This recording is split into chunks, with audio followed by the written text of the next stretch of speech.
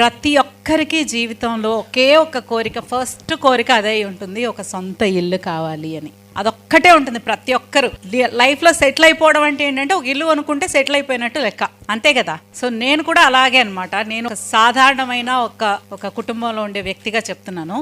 So ప్రతి ఒక్కరికి ఒక డ్రీమ్ అనమాట హౌస్ అనేది. సో మార్కెటింగ్ అంటే ప్రౌడ్గా ఫీల్ అవ్వాల్సిన ఒక విషయము. ఎస్, మాకు ఎక్కడ కొనుక్కోవాలో తెలియదు, ఎలా కొనుక్కోవాలో తెలియదు, ఎలా ఇన్వెస్ట్ చేయాలో తెలియదు, ఎక్కడ ఇన్వెస్ట్ చేస్తే బెనిఫిషియల్గా ఉంటుందో తెలియదు. అలాంటి ఒక సాధారణమైన కుటుంబానికి ఒక దారి చూపించే మనుషులుగా మీరే ఉంటారు. సో ఒక్క మాటలో చెప్పాలంటే మనందరికీ భగవద్గీత తెలుసు కదా, శ్రీకృష్ణుడు అర్జునుడికి ఉపదేశించారు.